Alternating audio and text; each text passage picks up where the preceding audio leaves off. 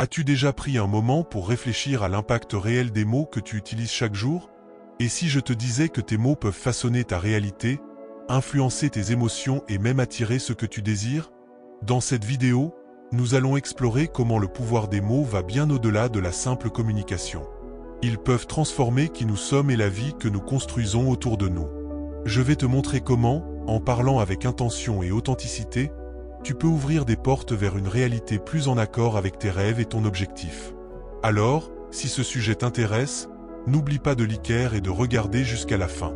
Je te promets que tu quitteras cette vidéo avec des idées pratiques qui pourraient changer la façon dont tu perçois le pouvoir de ta propre voix. Parlons de la manière dont les mots que nous utilisons peuvent littéralement construire notre réalité. As-tu déjà pensé qu'en disant quelque chose, tu ne fais pas seulement exprimer une opinion ou partager une idée, mais tu crées une vérité, un fait, quelque chose qui commence à exister? Ça semble un peu profond, non? Mais crois-moi, il y a toute une théorie derrière cela. C'est la théorie des actes de parole, du philosophe J.L. Austin. Imagine le moment où quelqu'un déclare « Je t'aime » pour la première fois. Ces mots ont un impact énorme, ils créent une nouvelle réalité entre deux personnes. Ou pense à un juge qui dit « Je vous déclare mari et femme ». Soudainement, deux personnes sont liées d'une manière officielle, réelle, parce que ces mots ont été prononcés. Ces phrases ne se contentent pas de décrire quelque chose, elles accomplissent une action. C'est comme si les mots avaient le pouvoir de créer quelque chose à partir de rien. Incroyable, non? Mais pourquoi est-ce si puissant? Et comment cela s'applique-t-il dans notre vie quotidienne? Comprenons cela plus en profondeur. Il existe un concept ancien, très valorisé dans la philosophie grecque, appelé logo. Logo est l'idée que le mot possède un pouvoir de création, d'ordre. Il était considéré comme la force qui organise le monde. Peut-être as-tu déjà rencontré cette notion dans des textes religieux, où le verbe est le commencement de tout, comme si les mots étaient la source de toute la création. Qu'est-ce que cela te fait penser à propos des mots que tu utilises chaque jour? Maintenant, arrête et réfléchis un instant. Que te dis-tu à toi-même? Et aux autres? Quel genre de réalité es-tu en train de créer en parlant de tes rêves, de tes peurs et même des personnes autour de toi?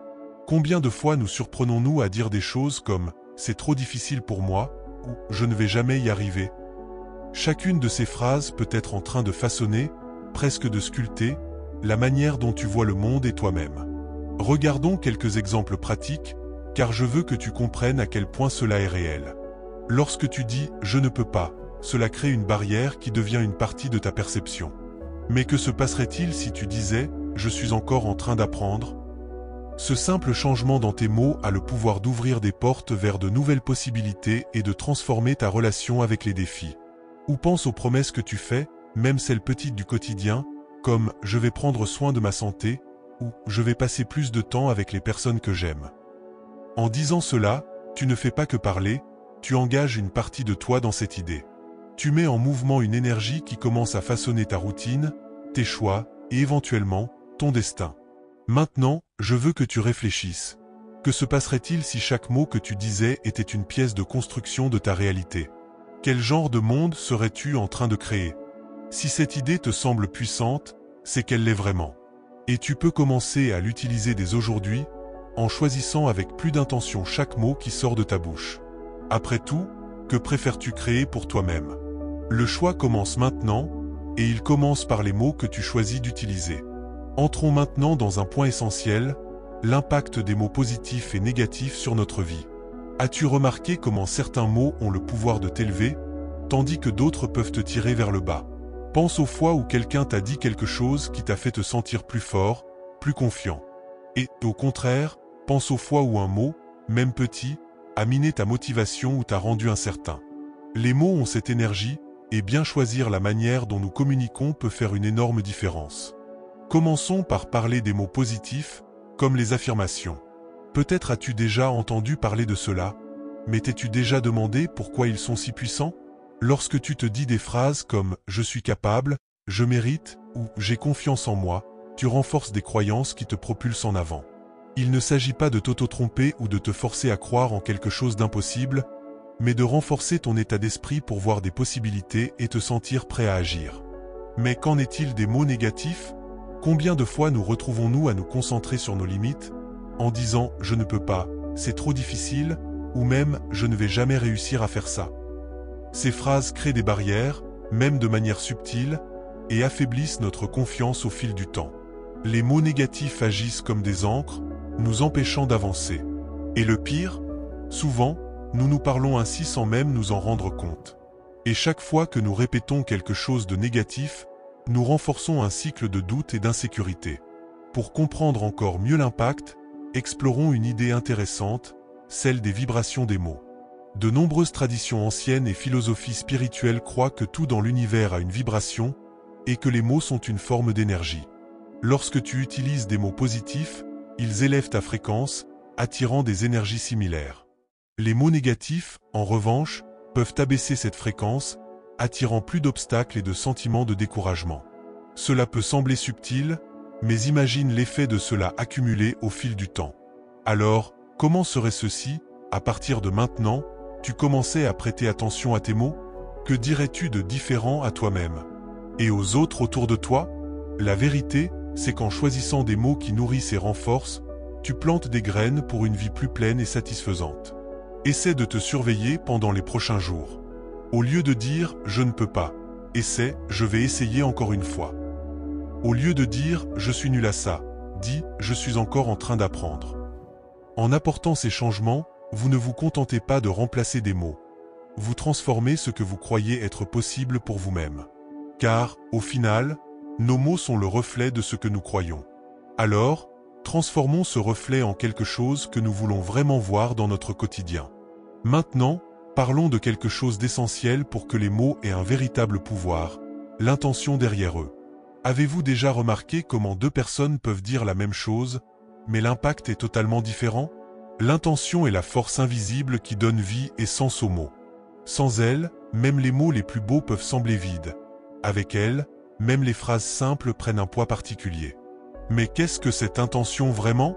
C'est le but, le sentiment que nous mettons dans chaque mot, et qui communique bien plus que le contenu lui-même. Par exemple, imaginez une situation où quelqu'un vous dit « je te soutiens », mais vous sentez que la personne n'est pas vraiment là pour vous. Il manquait l'intention dans ces mots. Maintenant, imaginez la différence quand quelqu'un dit « je crois en toi » avec sincérité et cœur. L'intention transforme ces mots en un véritable carburant, une force qui vous fait vous sentir soutenu et motivé à aller de l'avant. Dans la philosophie védique, il existe une pratique appelée « sankalpa » qui signifie un engagement profond envers un désir ou un objectif. Sankalpa est une sorte de promesse que nous faisons à nous-mêmes, mais qui doit venir de l'intérieur, de quelque chose que nous voulons vraiment et croyons. Ce n'est pas une intention superficielle, mais une décision authentique qui guide nos actions. Et c'est quelque chose que nous pouvons appliquer dans nos vies, apportant plus de clarté et de but aux mots que nous choisissons d'utiliser. Maintenant, réfléchissez. Quelle est votre intention lorsque vous parlez? Parlez-vous de cœur ou de manière automatique? Lorsque vous déclarez quelque chose, comme un souhait ou un objectif, êtes-vous réellement engagé dans cela? Parce que, si la réponse est oui, cela change complètement la manière dont vous communiquez, et par conséquent, la manière dont votre message est reçu. Je vous propose maintenant un exercice. Avant de dire quelque chose d'important, demandez-vous quelle est ma véritable intention avec ces mots.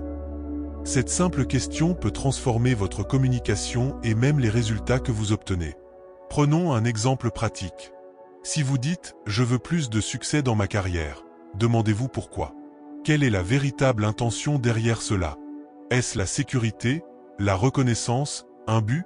Plus votre intention est claire, plus il sera facile de transformer cette idée en réalité. Lorsque nous parlons avec intention, nos mots acquièrent un pouvoir multiplié, car ils ne sont pas seulement au niveau de la parole, mais résonnent de l'intérieur vers l'extérieur. Ils sont une expression de ce que nous sommes vraiment et de ce que nous voulons pour nous-mêmes. En apportant cette authenticité dans chaque conversation, vous devenez plus connecté, plus présent et cela se reflète dans la manière dont le monde vous répond. Donc, la semaine prochaine, essayez quelque chose de nouveau. Plutôt que de simplement dire ce que vous pensez, prenez un moment pour définir votre intention avant de parler. Vous verrez que cela apporte non seulement plus de sens à vos mots, mais aussi à la manière dont vous vivez. Après tout, chaque mot est une occasion d'aligner votre vie avec ce que vous voulez vraiment être et accomplir. Maintenant, abordons un outil aussi puissant que parler avec intention, le silence.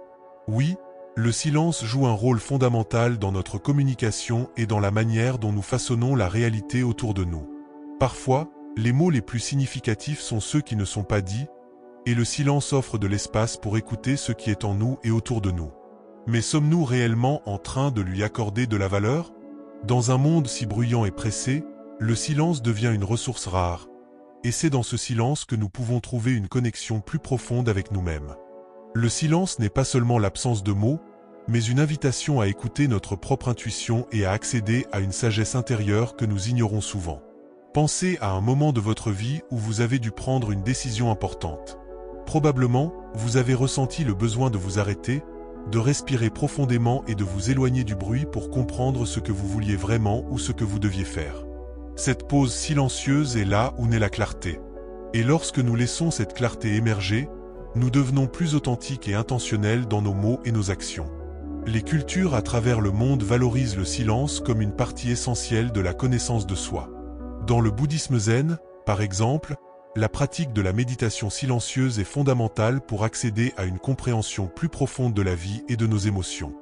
De même, les Quakers, une communauté religieuse qui valorise le silence, croient qu'à travers celui-ci, nous entendons la voix intérieure ou même l'orientation divine.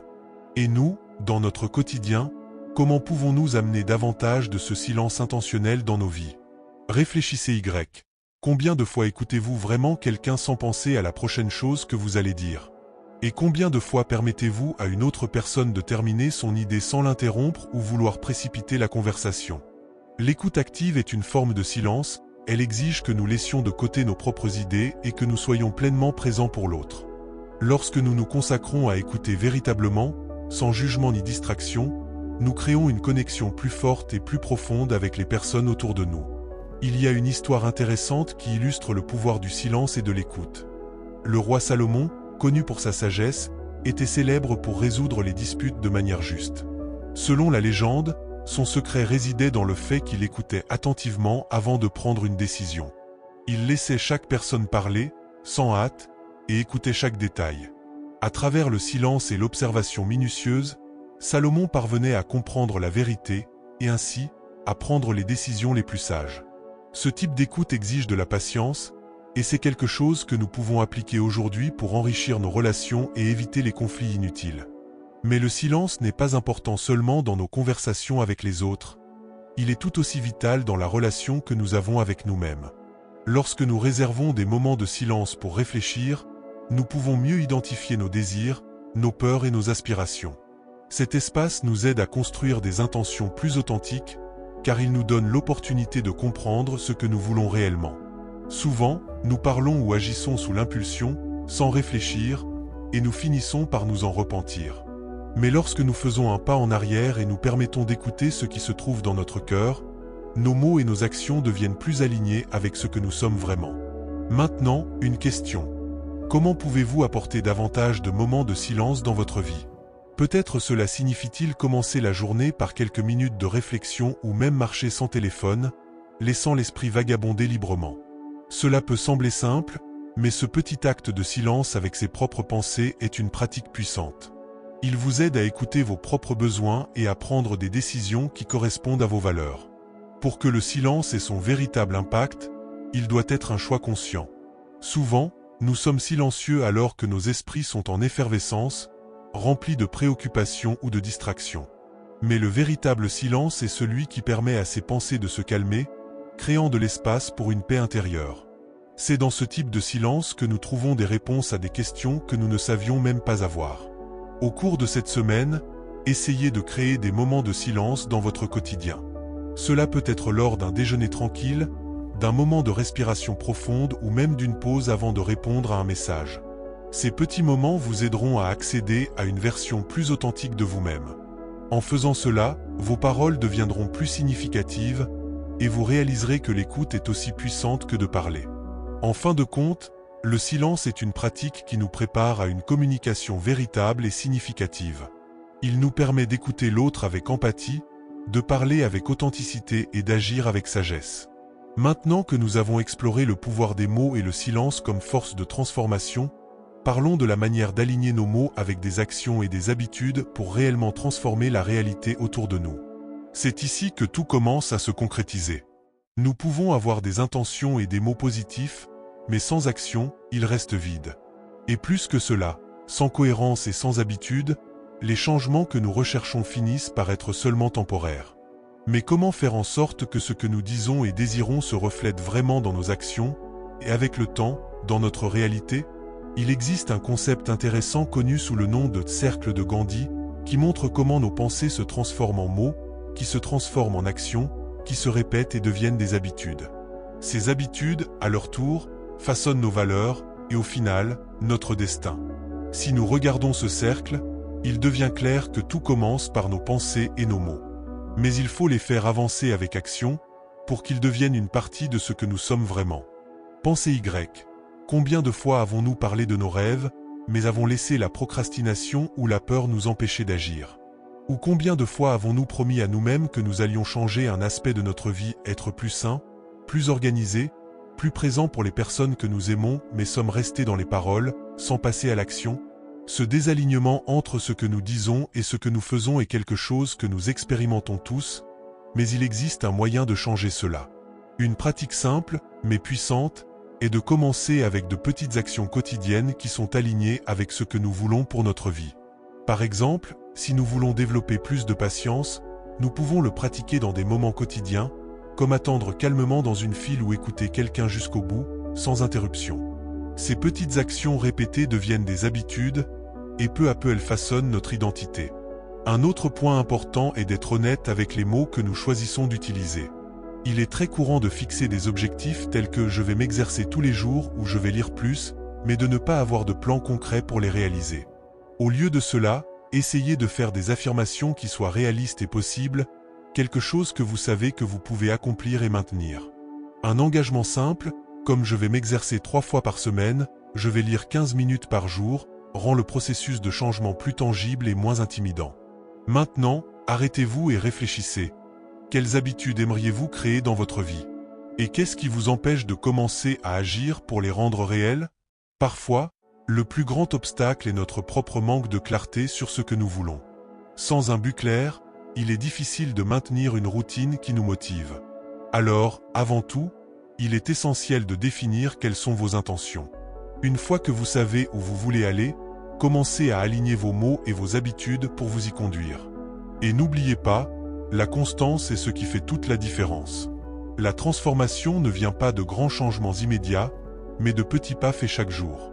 Peut-être que vous ne verrez pas de résultats immédiats, mais avec le temps, ces petites actions vont s'accumuler et créer une nouvelle réalité.